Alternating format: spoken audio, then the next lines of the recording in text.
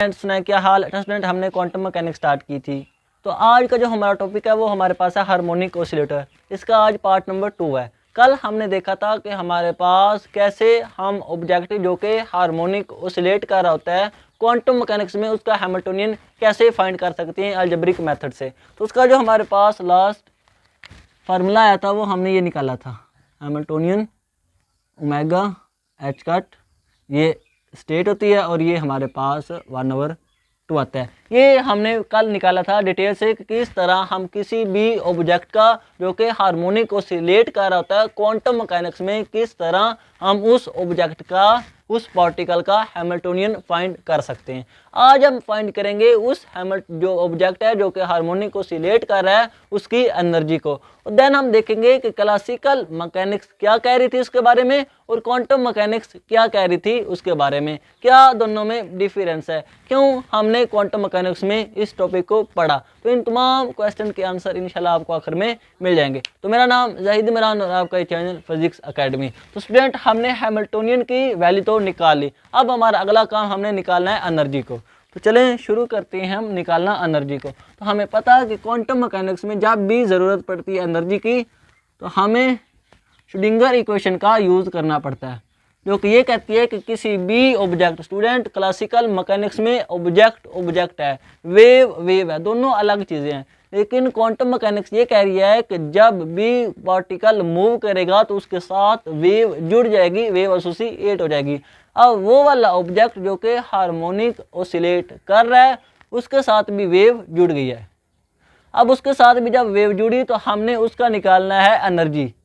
उसकी एनर्जी को निकालने के लिए हम क्या करेंगे, उसके साथ जो वेव जुड़ी है उसको मल्टीपल कर देंगे हैमिल्टोनियन के साथ। उस वेव की जो इक्वेशन है उसका नाम है वेव फंक्शन। उस वेव फंक्शन को पकड़ा और हैमिल्टोनियन को अप्लाई कर दिया उसके ऊपर। जब हम हैमिल्टोनियन को अप्लाई करेंगे उसके ऊपर तो हमें क्या मिलेगी, एनर्जी। अब हमने वही काम करना है, हैमिल्टोनियन निकाल लिया, वेव फंक्शन को पकड़ना और एनर्जी निकाल लेंगे। तो हमारे पास हैमिल्टोनियन क्या आया, omega H cut state plus 1/2, ये आ गया वेव फंक्शन। और जब हमने इसको अप्लाई किया तो जो एनर्जी हमें मिली वो हमें मिली एच कट ओमेगा, ये एन आ गया प्लस 1/2 और साथ में वेव फंक्शन ऐसे का ऐसा आ गया। तो क्या मतलब ये जो हमारे पास हैमिल्टोनियन ये वेव फंक्शन, तो ये वाला जो हिस्सा आ गया ये हमारे पास आया उस ऑब्जेक्ट की जो कि हार्मोनिक ऑसिलेट कर रहा है उसकी एनर्जी आई। तो एनर्जी की वैल्यू क्या आ गई, h cut omega n plus 1/2। और ये एन जो है हमारे पास ये शो कर रहा है उस ऑब्जेक्ट की स्टेट को कि वो वाला ऑब्जेक्ट ग्राउंड स्टेट में, फर्स्ट स्टेट में, कौन सी स्टेट में लाई कर रहा है, कौन सी स्टेट में प्रेजेंट है, ये वाला एन उसको शो कर रहा है। अब हमने मालूम करनी है उस क्वांटम ऑब्जेक्ट की जो कि मूव कर रहा है, क्वांटम हार्मोनिक ऑसिलेट कर रहा है, उसकी एनर्जी को। तो चले हम मालूम करते हैं उसकी एनर्जी को। ये तो उसका हमारे पास एनर्जी का फार्मूला आ गया, हम इधर ही मालूम कर लेते हैं स्टूडेंट। तो एनर्जी कैसे आएगी स्टूडेंट, ये शो कर रहा है ग्राउंड स्टेट को, ग्राउंड स्टेट की एनर्जी को जब एन हमारे पास 0 होगा। तो जब एन 0 हुआ एच कट ओमेगा, तो एन 0 हुआ तो हमारे पास क्या एनर्जी बनी 1/2। तो क्या फाइनल एनर्जी आ गई 1/2 एच कट ओमेगा। तो ग्राउंड स्टेट की हार्मोनिक ऑसिलेटर की जो एनर्जी आई वो आई 1/2 एच कट ओमेगा। अब हम मालूम करते हैं फर्स्ट एक्साइटेड स्टेट की, जो पहली स्टेट है हार्मोनिक ऑसिलेटर की, उसकी एनर्जी क्या आती है। उसके लिए हम क्या करते हैं, ये हमारे पास है एन 0 के ऊपर। अब हम मालूम करते हैं जब एन हमारे पास क्या हो जाता है 1, तो उस वक्त जो एनर्जी आती है वो हमारे पास आएगी H cut omega 1 plus 1/2।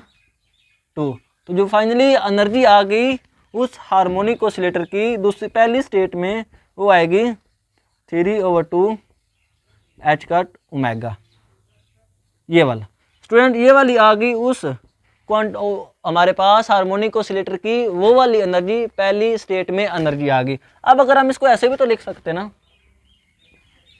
E1 is equal to 1/2 h cut omega plus h cut omega. इसको हम इस तरह भी लिख सकते हैं। अब जब हमने ऐसे लिखा तो ये क्या शो कर रहा है स्टूडेंट, जब हमने ग्राउंड स्टेट की एनर्जी निकाली तो वो क्या आई थी,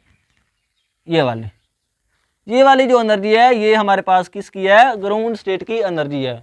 तो क्या मतलब, जब हमने हार्मोनिक ऑसिलेटर को ग्राउंड स्टेट से पहली स्टेट में लाना है, फर्स्ट स्टेट में लाना है, तो हमें उसको एच कट ओमेगा जितनी एनर्जी देनी पड़ेगी। एच कट भी हमारे पास प्लांक्स कांस्टेंट है और ये ओमेगा उस हार्मोनिक ऑसिलेटर की एंगुलर फ्रीक्वेंसी है, जिस फ्रीक्वेंसी के साथ वो मूव कर रहा है, ऑसिलेट कर रहा है। तो अब हमें अगर उस हार्मोनिक ऑसिलेटर को ग्राउंड स्टेट से पहली स्टेट में लाना है तो हमें उसको एनर्जी देनी पड़ेगी एच कट ओमेगा। पहली स्टेट में तो उसके पास इतनी है ग्राउंड स्टेट में, अगर एच कट ओमेगा दे तो वो हमारे पास चला जाएगा पहली स्टेट में। इसी तरह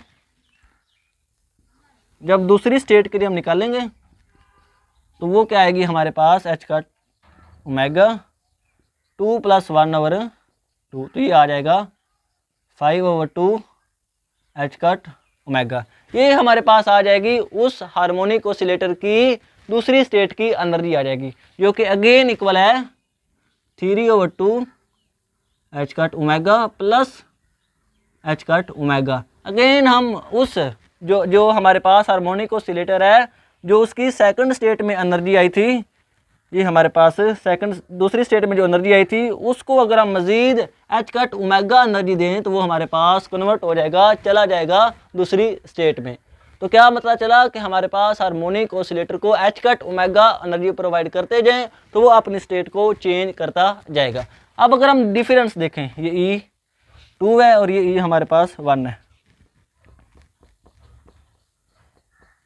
तो हमारे पास डिफरेंस आएगा, हमारे पास वो आएगा 5/2 H cut omega minus 1/3 H cut omega. तो ये आ जाएगा एच कट ओमेगा के इक्वल। जो दो हार्मोनिक ऑसिलेटर की एनर्जी के स्टेट के दरमियान एनर्जी का जो गैप है, जो डिफरेंस है, वो कितना है, एच कट ओमेगा। इसीलिए तो हम एच कट ओमेगा प्रोवाइड करते जा रहे हैं और जो ऑपरेटर है, जो हमारे पास हार्मोनिक ऑसिलेटर है, वो नेक्स्ट एनर्जी स्टेट में जा रहा है।